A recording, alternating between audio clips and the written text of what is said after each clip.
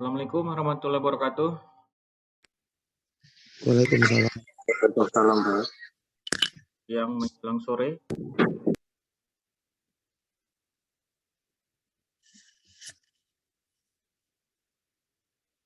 Baik, kita lanjutkan kembali ya untuk mata kuliah rangkaian listrik DC ya. Poin-poinnya sudah bisa terlihat? Sudah, Pak. Bisa, Pak. Sudah, Pak. Oke, baik. Nah, pada pertemuan kita ini pembahasannya tentang hukum Kirchhoff 1 dan 2 ya. Mungkin sudah tidak asing lagi ya diketahui hukum Kirchhoff 1 dan 2 ini juga sudah pernah dipelajari ya di tingkat SMA ya, ataupun di tingkat STM ya, atau di semester awal sebelumnya ya. Jadi hukum Kirchhoff 1 ini bunyinya ya, jumlah aljabar dari arus yang menuju atau masuk dengan arus yang meninggalkan keluar pada satu titik sambungan atau cabang sama dengan 0. Nah, ini dia.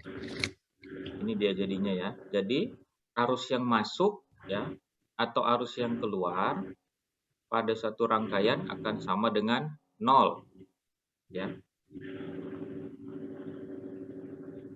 Ini dia ya.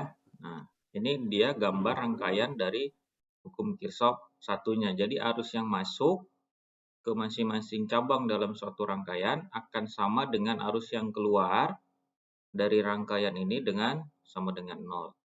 Kemudian hukum Kirchhoff 2 ya. Nah, di mana di dalam suatu rangkaian listrik tertutup, jumlah aljabar antara sumber tegangan dengan kerugian tegangan selalu sama dengan 0. Ya, sehingga kita dapat rumuskan untuk hukum Kirchhoff 2 persamaannya ini. Jumlah tegangan yang ada tambah dengan sumber tegangan itu hasilnya sama dengan 0.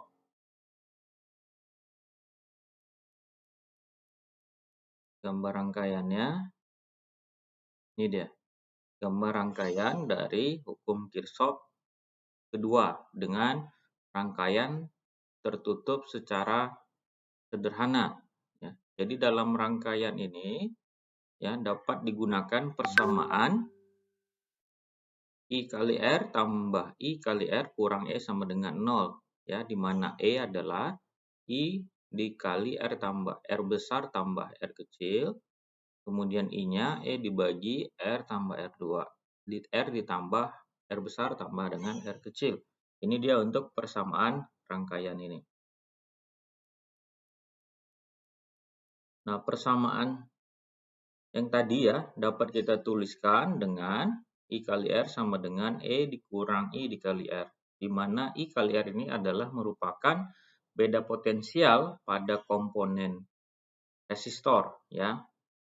Yang juga kita dapat sering sebut juga dengan tegangan jepit ya.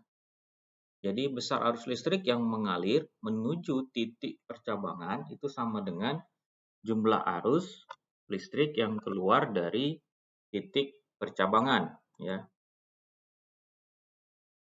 Nah, ini merupakan ada gambarnya, ada persamaan ya. Jadi dari rangkaian ini gambar persamaannya adalah E1 sama dengan V1 tambah V2 tambah V3, sedangkan kita untuk mencari E1-nya, E1 dikurang V1 tambah V2 tambah V3 sama dengan 0. Di mana E1 itu adalah sumber tegangannya, sedangkan V1, V2, V3 ini merupakan tegangan di masing-masing resistornya. Ini kemudian kita masuk ke dari sisi ini persamaannya, arus yang masuk ya ke masing-masing titik percabangan. Di mana untuk rumusnya adalah I sama dengan I1 tambah I2 tambah I3. Sehingga menghasilkan I dikurang I1 tambah I2 tambah I3 sama dengan 0.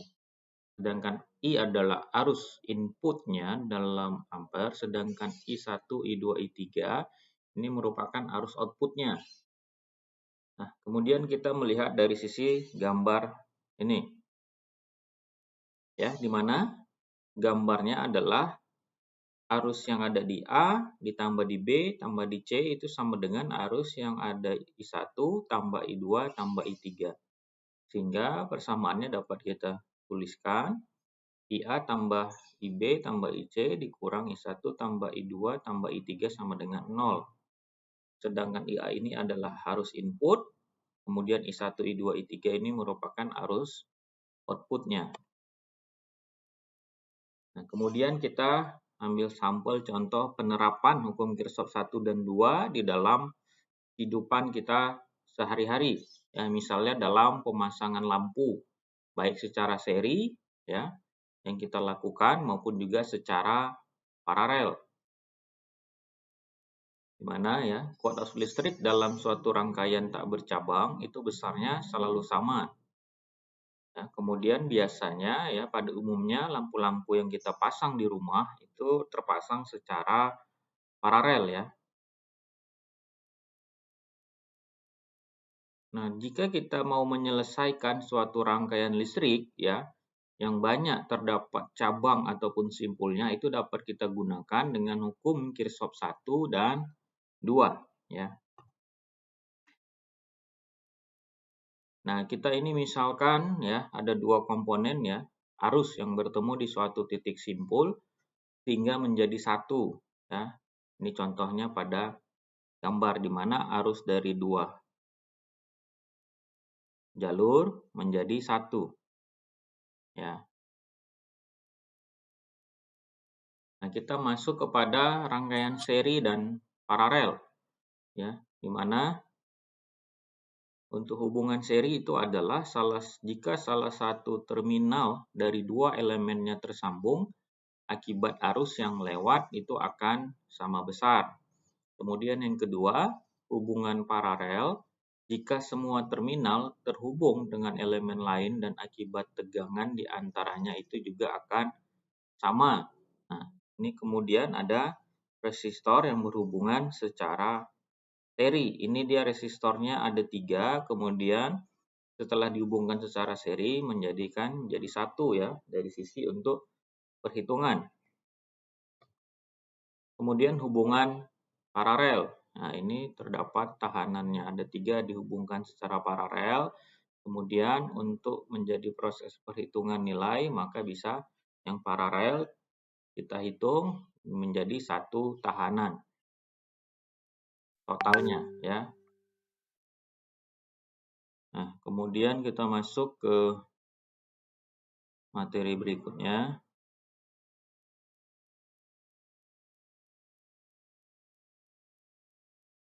Ini pembahasan tentang dari transformasi bintang, segitiga, dan juga sebaliknya ya.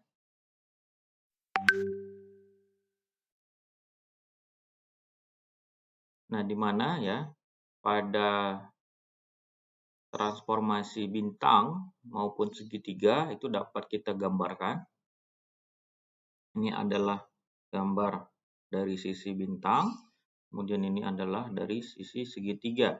Di mana hubungan transformasi bintang dan segitiga dapat kita masukkan dalam persamaan ini. R1, R2, R3, di mana kalau R1 adalah RA kali RB tambah RB kali RC tambah RC kali RA dibagi dengan RC.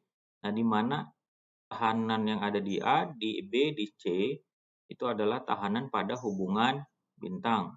Sedangkan R1, R2, R3 tahanan pada hubungan segitiga. Ini dia persamaannya untuk transformasi bintang dan segitiga. Kemudian untuk transformasi dari segitiga ke bintang, ini dia. Ini dia segitiga, ini dia bintang, di mana hubungan transformasi segitiga dan bintang ini dia persamaannya. Ya.